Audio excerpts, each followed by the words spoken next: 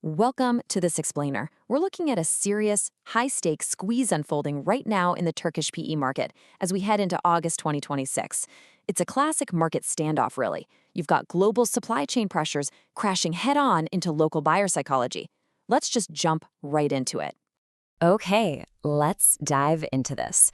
Our pricing intelligence today comes straight from Polymer Bazaar's recent Turkey update.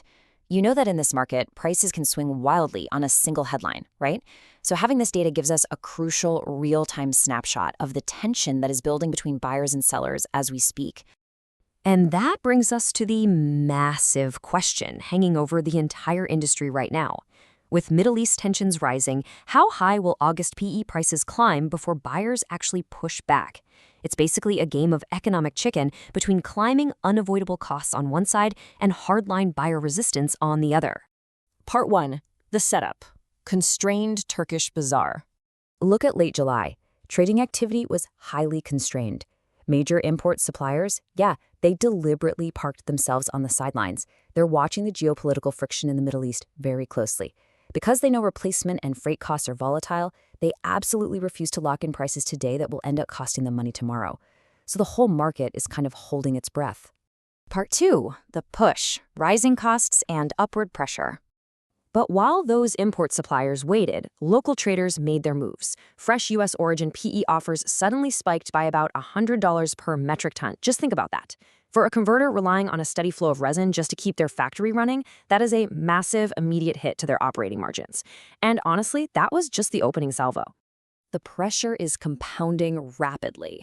Middle Eastern suppliers are observing those exact same geopolitical shadows, and they're expected to announce even higher August offers.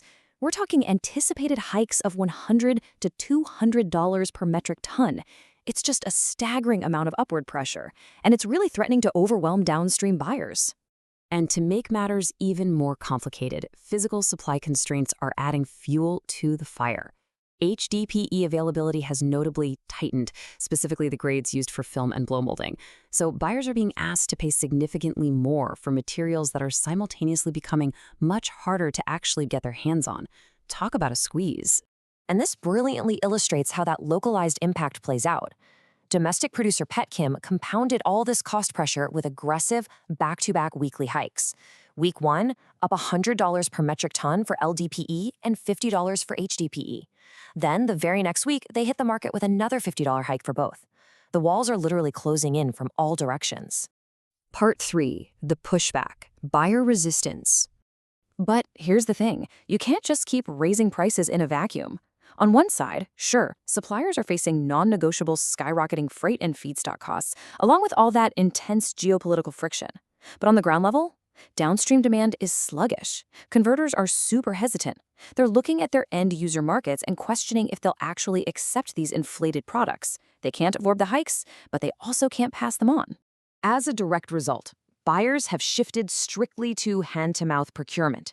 There's no stockpiling going on, no strategic reserve buying right now. They are buying exactly what is immediately necessary just to keep the machines running, and that's it.